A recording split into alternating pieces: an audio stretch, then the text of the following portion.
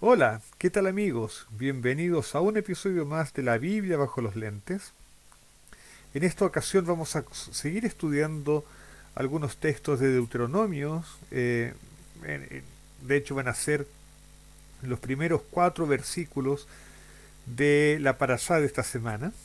Pero vamos directamente al texto porque hay cositas bien interesantes que decir y no quiero que el video sea muy largo tampoco.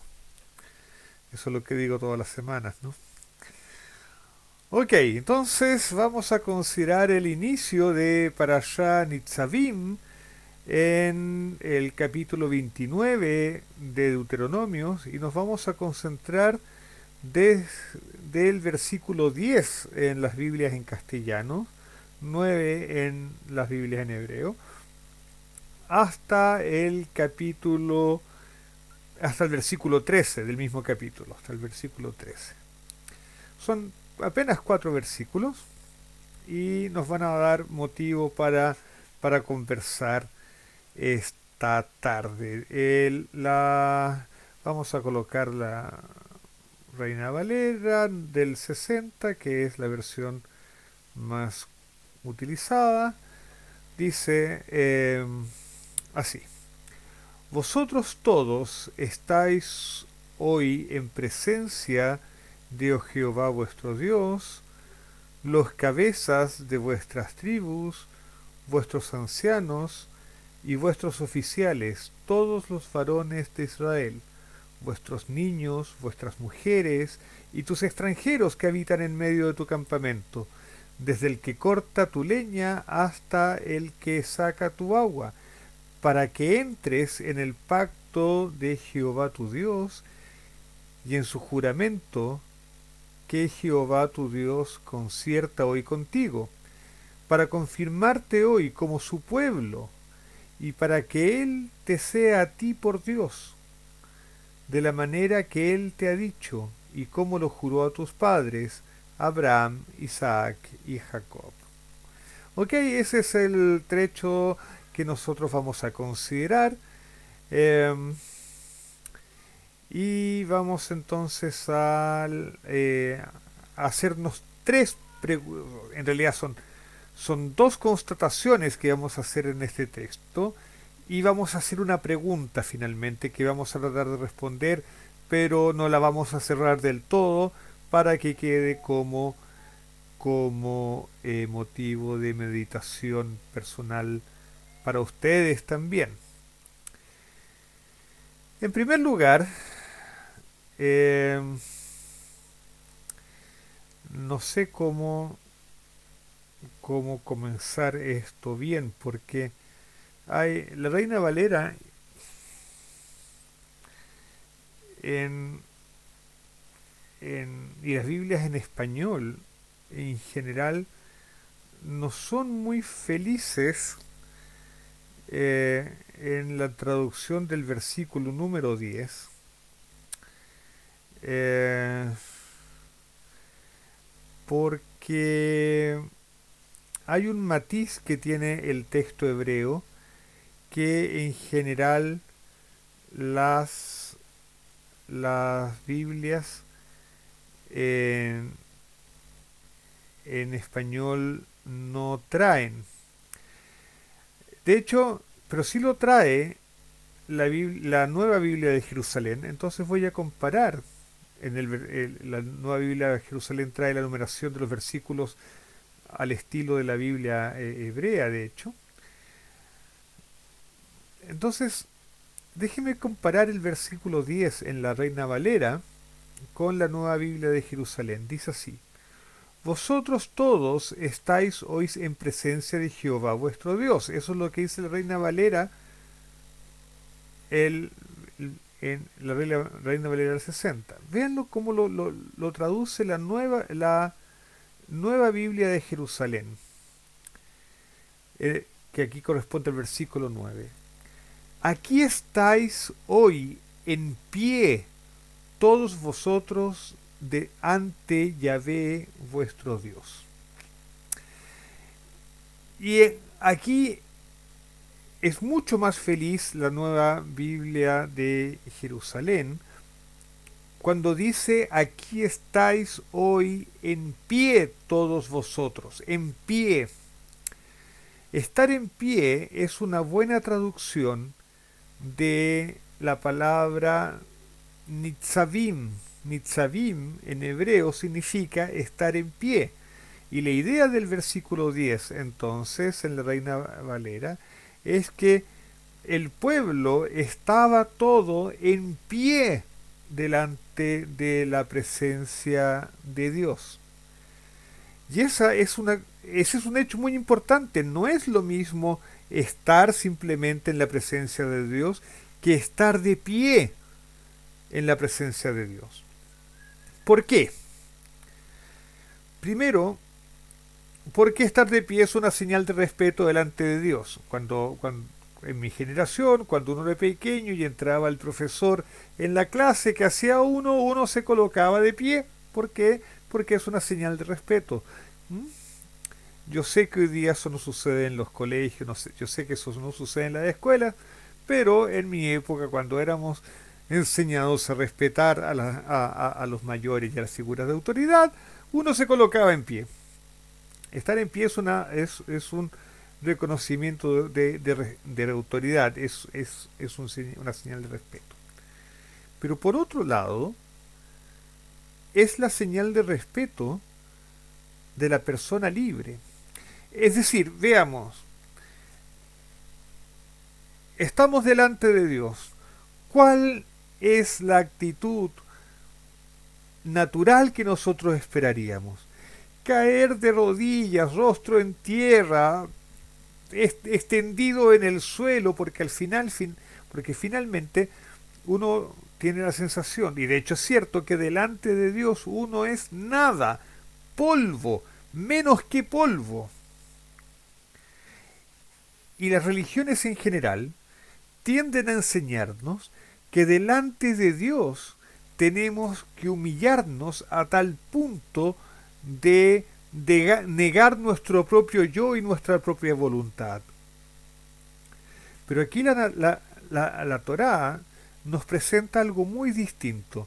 Aquí Moisés le dice al pueblo de Israel, voy a leer la nueva Biblia de Jerusalén, aquí estáis hoy en pie todos vosotros ante Jehová vuestro Dios.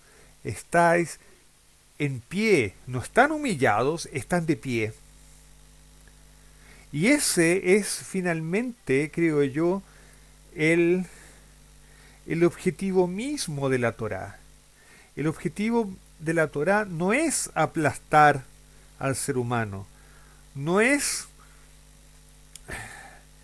no es pulverizar el yo del ser humano. El objetivo de la Torá y el objetivo de Dios mismo, la Torá es el pensamiento de Dios, ¿no? El objetivo de la Torá es finalmente que los seres humanos podamos estar de pie delante de Dios. Es decir, podamos estar delante de Dios con respeto, porque al final es Dios, nosotros somos sus criaturas, pero al mismo tiempo con dignidad, conservando nuestra dignidad, conservando quienes somos. Y eso es muy, muy importante, porque finalmente Dios quiere en los seres humanos a alguien con quien tratar, a alguien que sean sus colaboradores, no a alguien a quien destrozar, no a alguien a quien aniquilarle el ego, a alguien que pueda estar de pie delante de Dios. Muy importante, con respeto pero con dignidad. Ahora bien, esa es la primera constatación. Dios no quiere humillarnos, Dios espera que estemos de pie delante de Él. La otra constatación es que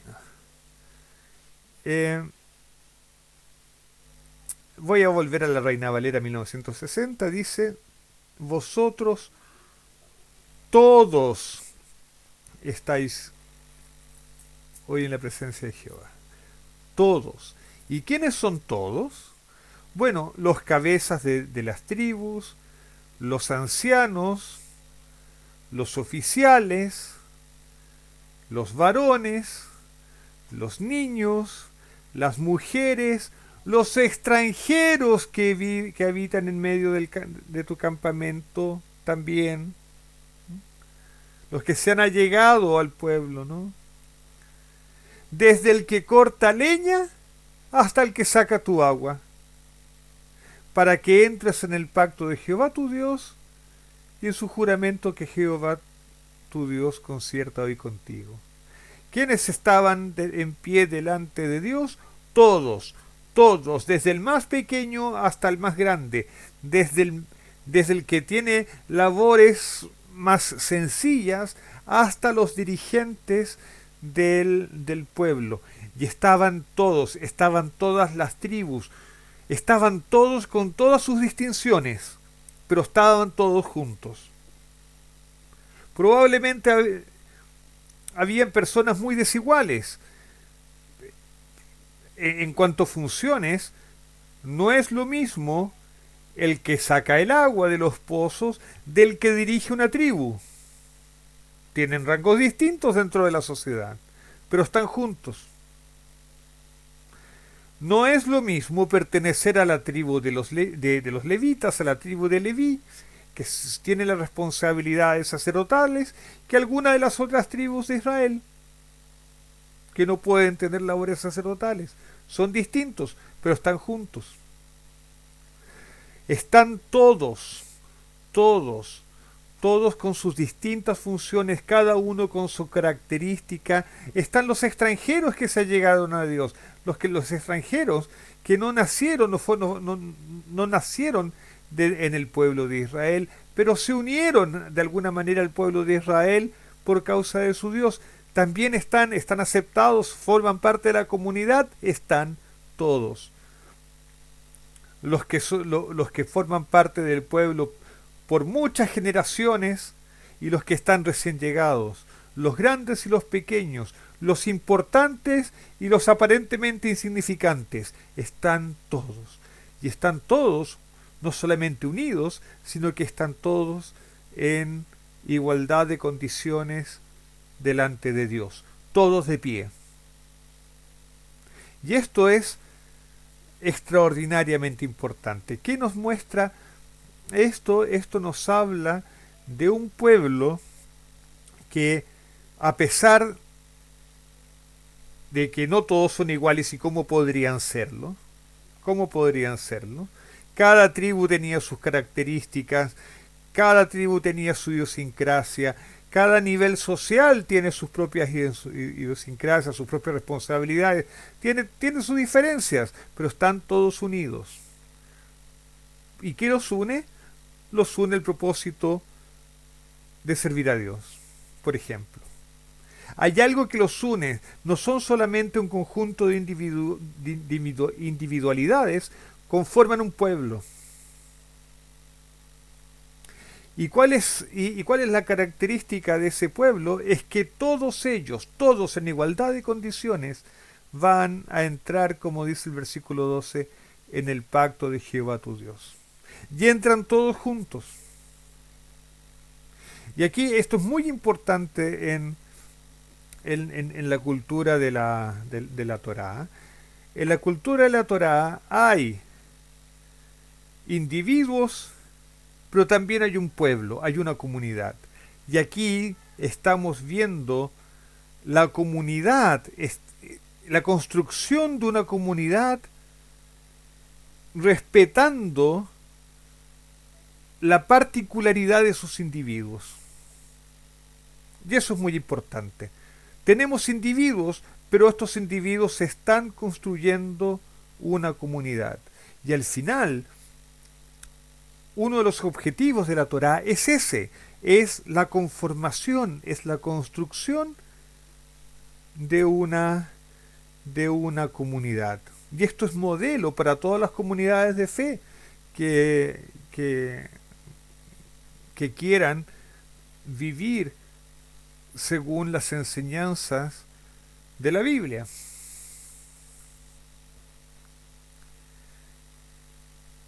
Y en esta construcción de comunidad hay dos aspectos que son muy importantes. Uno es la libertad individual, pero la otra componente importante es la responsabilidad de la colectividad, la corresponsabilidad solidaria de la colectividad.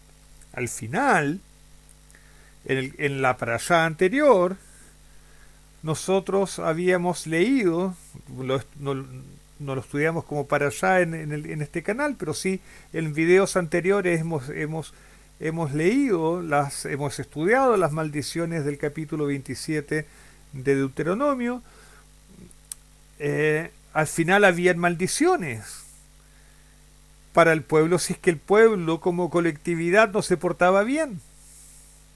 Y alguien podría decir, pero yo no me porté mal, yo no cometí idolatría, ¿por qué tengo que sufrir las penalidades y las maldiciones del pacto? Bueno, porque eres parte de la comunidad. Y al contrario, los que hacen las personas también afectan a la comunidad entera. Los que hacen las personas afectan a la comunidad entera. Hay solidaridad en esto. De hecho, más hacia el final del capítulo, el versículo 29, el último versículo del capítulo dice: las cosas secretas pertenecen a Jehová nuestro Dios, mas las reveladas son para nosotros y para nuestros hijos para siempre, para que cumplamos todas las palabras de esta ley. Entonces, este versículo ha sido aplicado muchas veces a contextos proféticos, ¿no es cierto? Que las cosas que Dios nos reveló, no hay que buscarlas, pero hay cosas que sí Dios reveló y esas tenemos que estudiarlas, tenemos que saberlas, tenemos que actuar en consideración a ellas. El caso es que, sea lo que se refiere a la primera parte del versículo, y me refiero con primera parte hasta la palabra siempre, el objetivo de eso, de que las cosas secretas pertenezcan a Dios y que las reveladas sean para nosotros y para nuestros hijos, el objetivo de todo eso es que cumplamos todas las palabras de esta ley. Y en la tradición judía, por lo menos hay una corriente de interpretación. Hay una interpretación que dice que este versículo se refiere a dos tipos de pecados: a los pecados secretos y a los pecados que son conocidos. Los pecados son secretos, esa es cosa de Dios. Pero los pecados públicos, los pecados conocidos, es responsabilidad de la sociedad. Y de hecho, me han contado gente que vive en Israel, que en Israel incluso, si tú estás haciendo una cosa que es considerada incorrecta, no va a faltar el que se acerque a ti, que nunca te ha visto en la vida, pero se acerca a ti y te hace saber que lo que estás haciendo está mal. ¿Por qué? Porque hay una convicción de que las sociedades se construyen entre todos y que las acciones de los individuos finalmente afectan a la sociedad como un todo. Así como, por supuesto, las decisiones comunitarias afectan a los individuos. Entonces, si hay alguien que está haciendo algo malo y es visible, es responsabilidad de los demás miembros de la comunidad hacerle ver: oye, mira, lo que estás haciendo está mal, corrige tu camino, porque al final nos vas a perjudicar a todos.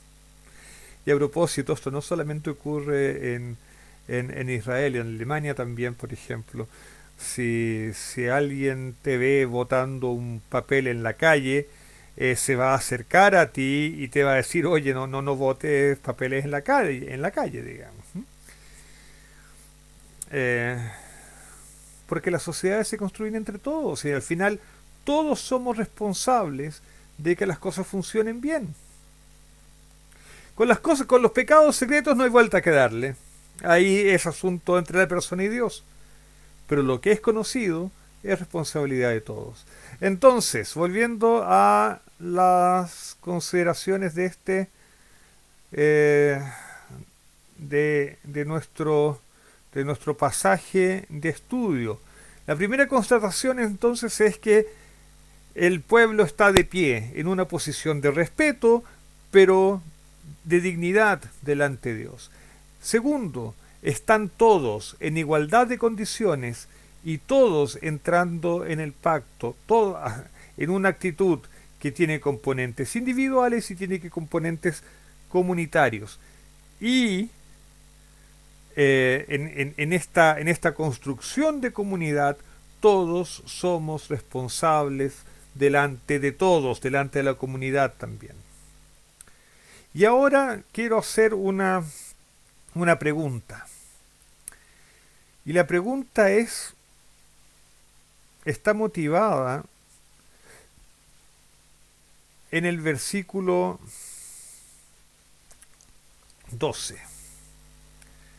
que dice así: para que entres en el pacto de Jehová tu Dios y en su juramento que Jehová tu Dios concierta hoy contigo. La pregunta es, ¿a qué se refiere con en su juramento? Bueno, esa es una de las preguntas. De esta pregunta va a derivar otra, que es la importante. Bueno,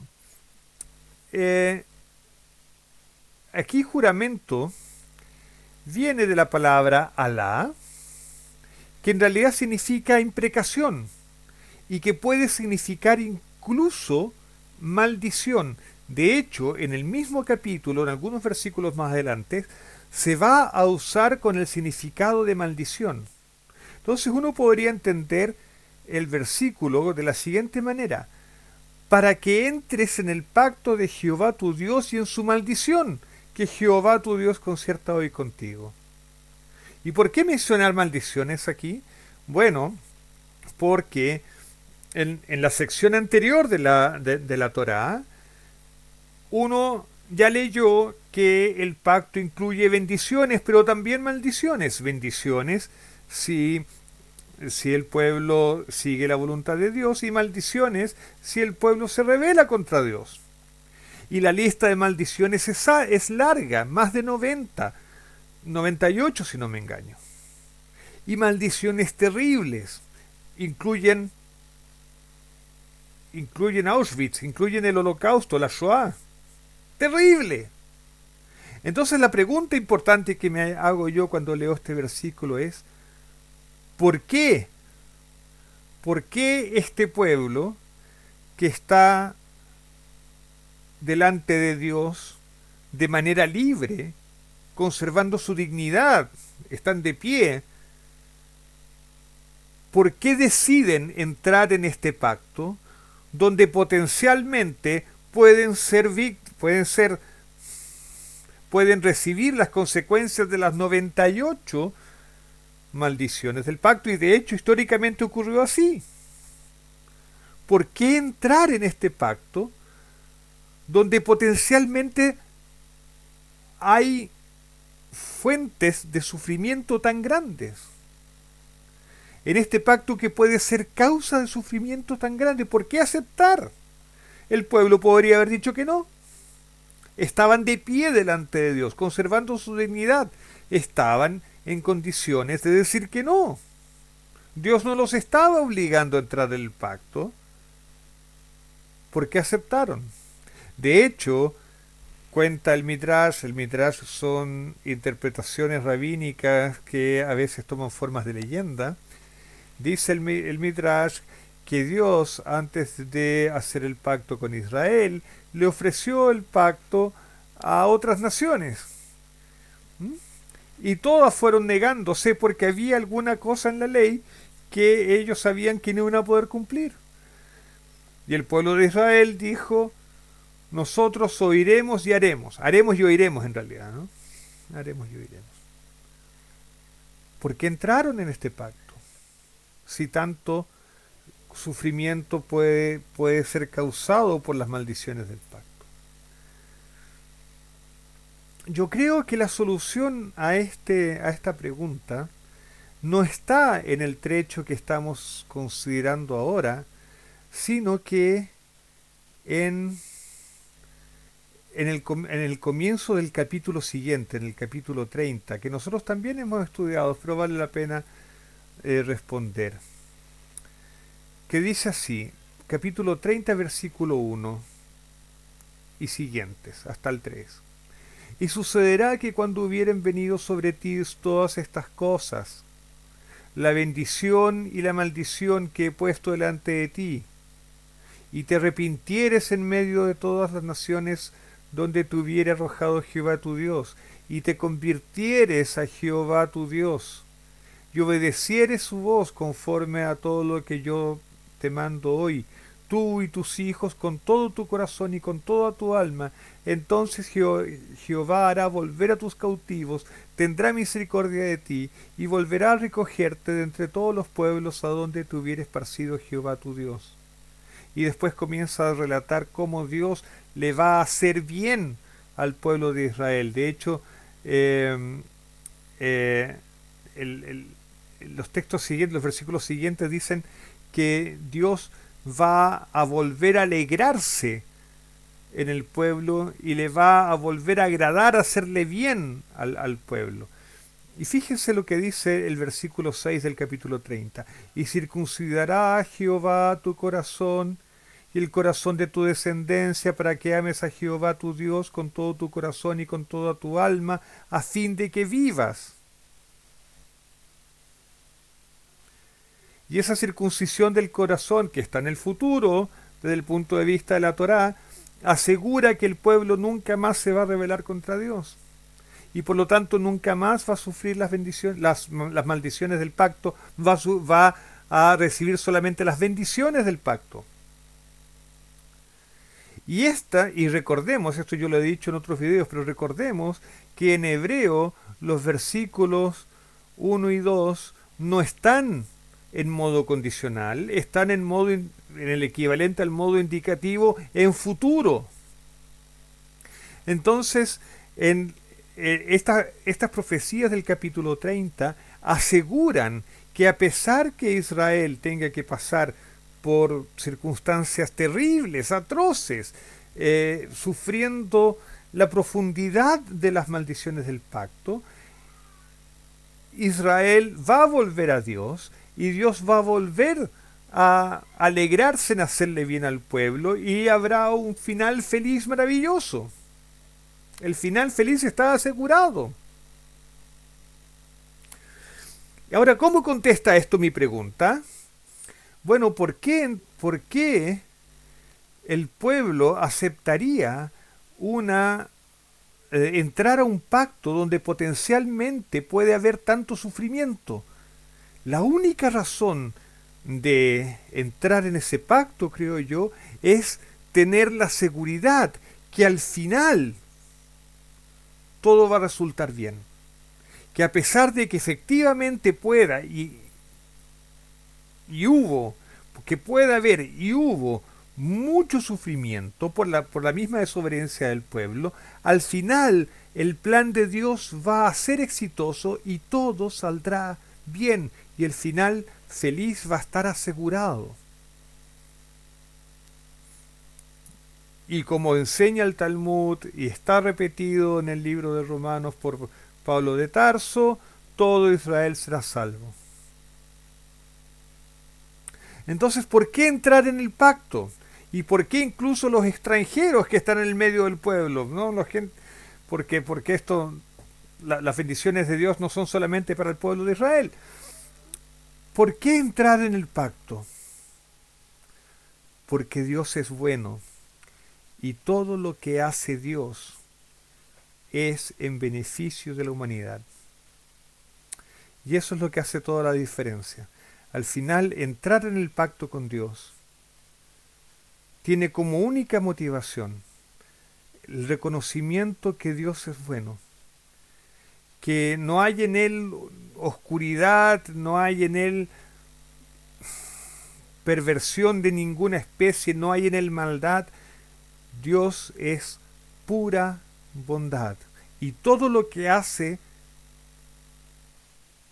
es bueno y el propósito para la humanidad es bueno y el éxito de su plan está asegurado.